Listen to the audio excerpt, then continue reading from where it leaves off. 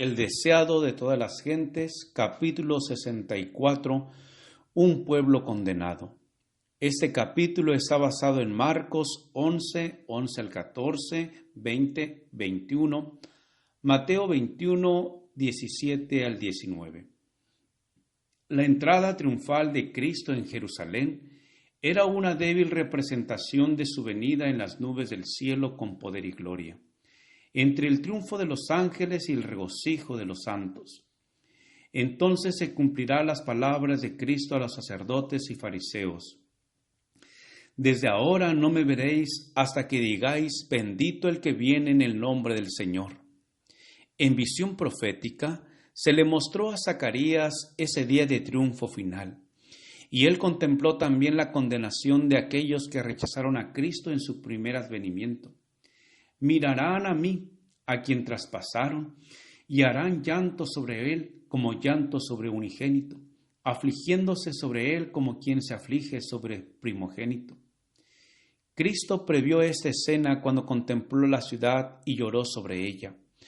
En la ruina temporal de Jerusalén, vio la destrucción final de aquel pueblo culpable de derramar la sangre del Hijo de Dios.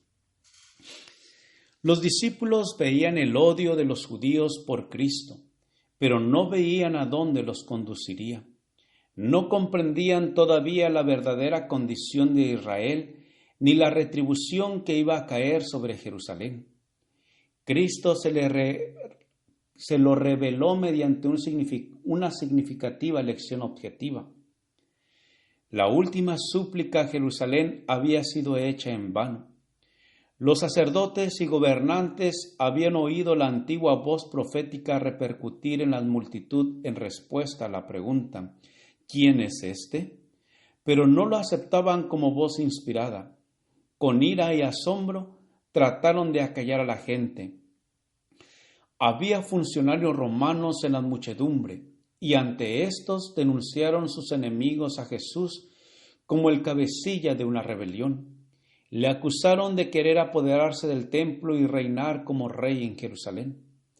Pero la serena voz de Jesús acalló por un momento la muchedumbre, clamorosa al declarar que no había venido para establecer un reino temporal. Pronto iba a ascender a su Padre, y sus acusadores no lo verían más hasta que volviese en gloria. Entonces, pero demasiado tarde para salvarse, le reconocerían. Estas palabras fueron pronunciadas por Jesús con tristeza y singular poder. Los oficiales romanos callaron subyugados. Su corazón, aunque ajeno a la influencia divina, se conmovió y como nunca se había conmovido. En el rostro sereno y solemne de Jesús vieron amor, benevolencia y dignidad. Sintieron una simpatía que no podían comprender. En vez de arrestar a Jesús, se inclinaron a tributarle homenaje. Volviéndose hacia los sacerdotes y gobernantes, los acusaron de crear disturbios. Estos caudillos, pesarosos y derrotados, se volvieron a la gente con sus quejas y disputaron airadamente entre sí. Mientras tanto, Jesús entró sin que nadie lo notara en el templo. Todo estaba tranquilo allí, porque la escena se había desarrollado en el Monte de las Olivas, había traído a la gente. Durante un corto tiempo Jesús permaneció en el templo, mirándolo con tristeza. Luego se apartó con sus discípulos y volvió a Betania. Cuando la gente le buscó para ponerlo sobre el trono, no pudo hallarle. Toda aquella noche Jesús la pasó en oración y por la mañana volvió al templo. Mientras iba pasó al lado de un huerto de higueras, tenía hambre, y viendo de lejos una higuera que tenía hojas, se acercó, si quizá hallaría en ella algo, y como vino a ella, nada halló sino hojas, porque no era tiempo de higos.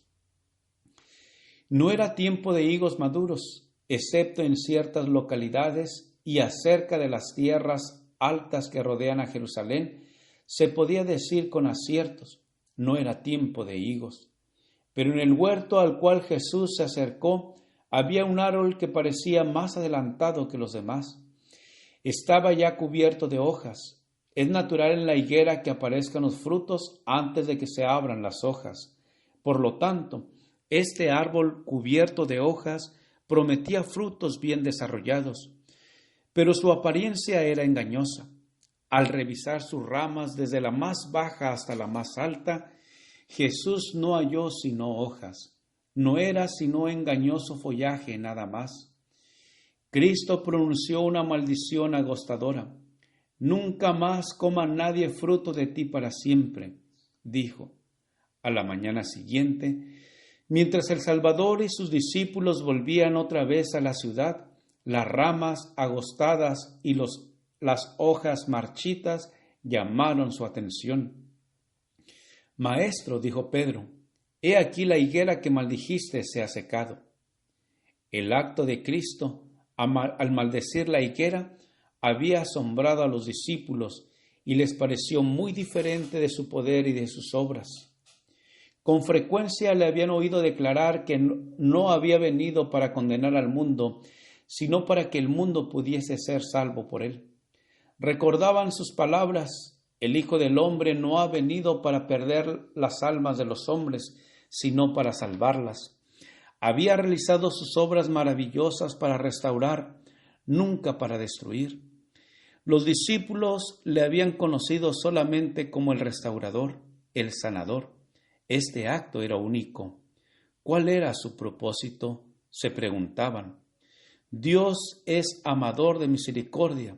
Vivo yo, dice el Señor Jehová, que no quiero la muerte del impío. Para él, la obra de destrucción y condenación es una extraña obra. Pero con misericordia y amor alza el velo de lo futuro y revela a los hombres los resultados de una conducta pecaminosa. La maldición de la higuera era una parábola llevada a los hechos. Ese árbol estéril que desplegaba su follaje ostentoso a la vista de Cristo era un símbolo de la nación judía. El Salvador deseaba presentar claramente a sus discípulos la causa y la certidumbre de la suerte de Israel. Con este propósito invistió al árbol con cualidades morales y lo hizo exponente de la verdad divina. Los judíos se distinguían de todas las demás naciones porque profesaban obedecer a Dios. Habían sido favorecidos especialmente por él y aseveraban tener más justicia que los demás pueblos. Pero estaban corrompidos por el amor del mundo y la codicia de las ganancias. Se jactaban de su conocimiento, pero ignoraban los requerimientos de Dios y estaban llenos de hipocresía. Como el árbol estéril, extendían sus ramas ostentosas de apariencia inexuberante y hermosas a la vista, pero no daban sino hojas. La religión judía, con su templo magnífico, sus altares sagrados, sus sacerdotes mitrados y ceremonias impresionantes, era hermosa en su apariencia externa, pero carente de humildad, amor y benevolencia. Ningún árbol del huerto tenía fruta, pero los árboles que no tenían hojas no despertaban expectativas ni defraudaban esperanzas. Estos árboles representaban a los gentiles. Estaban tan desprovistos de piedad como los judíos, pero no profesaban servir a Dios. No aseveraban jactanciosamente ser buenos. Estaban ciegos respecto de las obras y los caminos de Dios, pero ellos no habían llegado aún el tiempo de los frutos. Estaban esperando todavía el día que les había de traer luz y esperanza. Los judíos que habían recibido mayores bendiciones de Dios eran responsables por el abuso que habían hecho de estos dones. Los privilegios de los que se habían jactado no hacían sino aumentar su culpabilidad. Gracias por escuchar este audio. Te invito a escuchar la siguiente parte. Jehová te bendiga y te guarde. Con aprecio, Pastor Juan Manuel Flores Espinosa.